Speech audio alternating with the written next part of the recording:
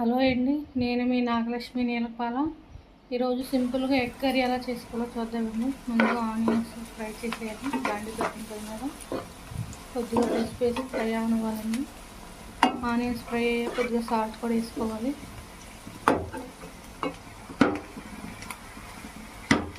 Salt వేసి కొద్దిగా కారం వేసుకోవాలండి.